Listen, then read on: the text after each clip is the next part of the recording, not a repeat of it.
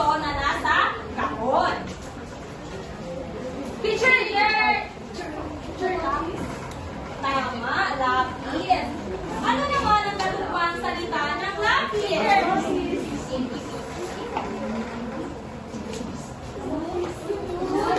Ipis. Tama, ipis.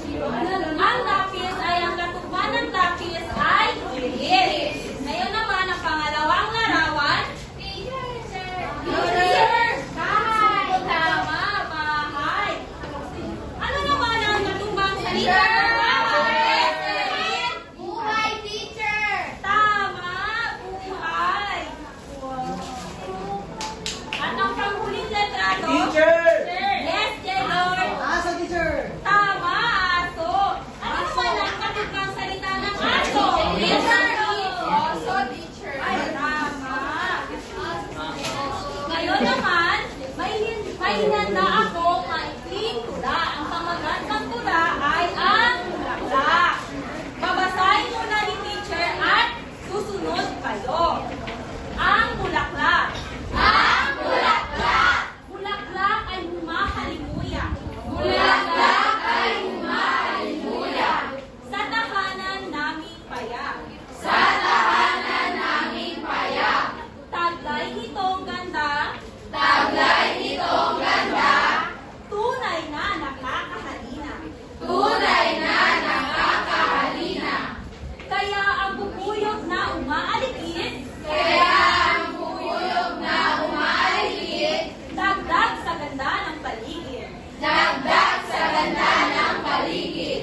Bawat araw ito'y nagbibigay ng sigla Bawat araw ito'y nagbibigay ng sigla sa mga taong nababahala. sa mga taong nababahala. Ang pagsibol nito sa hardin Ang pagsibol nito sa hardin ay may pag-asang hain. ay may pag-asang hain. Nasiyahan ba kayo sa maikling tula, mga bata? Opo, teacher! Ano naman?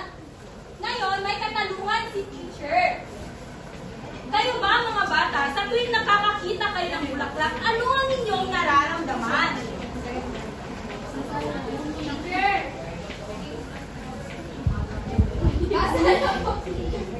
Okay, masaya.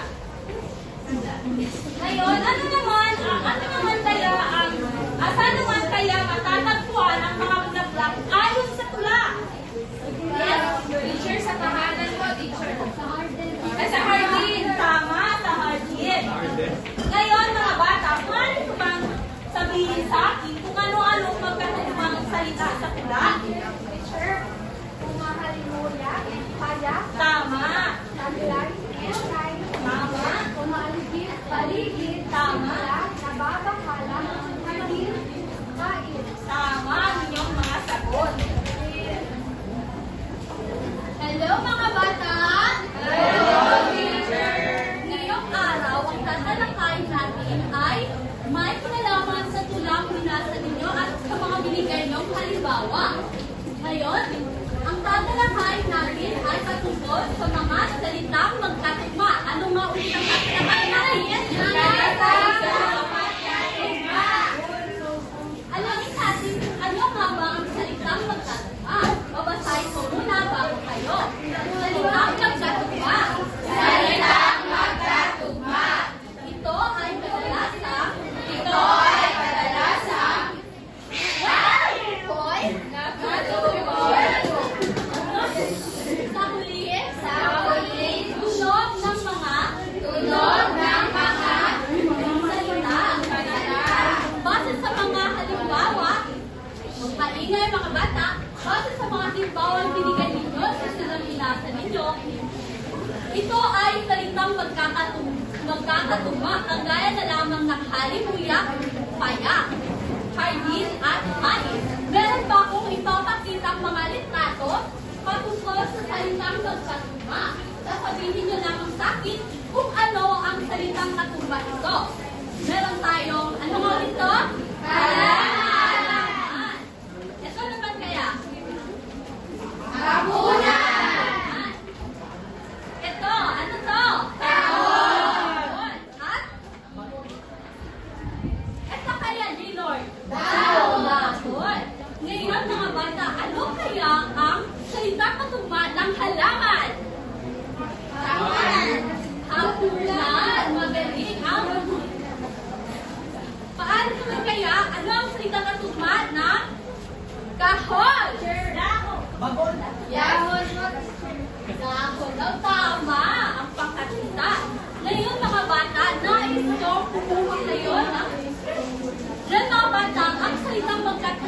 napapansin ninyo na natutukoy ito sa mga salitang nasa panghuliang tunog ng pagbigkas.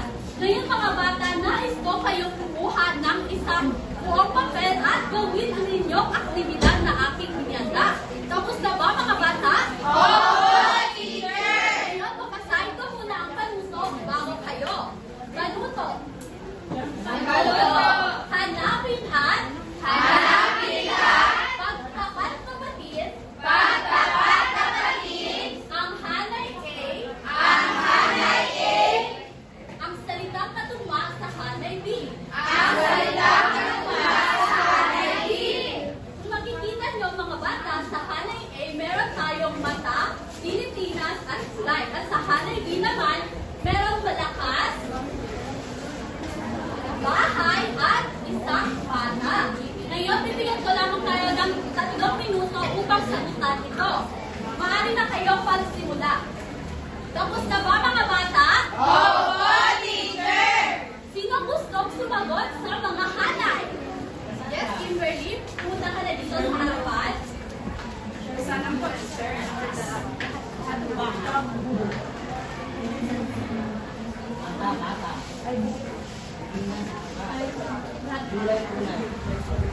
Ngayon mga bata, titignan natin kung tama nga ba ang inyong mga sagot. Mata at bata, tama po ba ito? Opo, teacher! Pilipinas at malakas, tama ba ang inyong sagot? Opo, Gulay at bahay, tama po ba? Dahil dyan, ang bawat pangkat ay nakakuha ng 2 puntos. Ngayon mga bata, nais ko kunin ninyo, kuha kayo ng isang buong papel at sagutan ang maikling pagsusulit sa ito. O basahin ko muna ang panuto. Ang gagawin nyo lamang ay makinig kay teacher. Panuto, hanapin sa hanay A ang salitang katugma sa hanay B. Isulat ang letra ng larawan sa inyong sagot sa inyong buong papel. Sa hanay A, meron tayong analis, pangarap, larawan, palayak, nagbibigay. Sa hanay B naman, meron tayong paaralan, sundin, umurap, makulay, mabilis at malabo. Bibigyan ko lamang kayo ng 5 minuto upang sagutan ito. Maaari na kayo magsimula. Tapos na po, teacher. Tapos na ba mga bata? Opo, teacher! Ngayon, nais ko, maaari nyo bang ipasa ang inyong papel sa gitnang harapan at pagbilang ko ng 5, ipasa ito sa harapan. 1, 2, 3, 4, 5. Narito na ba lahat mga bata? Opo, teacher! Ngayon, nais kong kunin ninyo ang inyong kwaderno at isulat ang takdang analin. Panuto, sabay-sabay tayong basa. Panuto! Panuto! Isulat ang Salitang katugma ng mga sumusunod. Isulat ang sagot sa inyong kwaderno. Bakurat, tanawin, kapatid, masipag, malusog. Tapos na ba mga bata? Opo, teacher! Ngayon, bibilangin naman natin ang mga puntos na nalikom ninyo. Kapag nag-isa,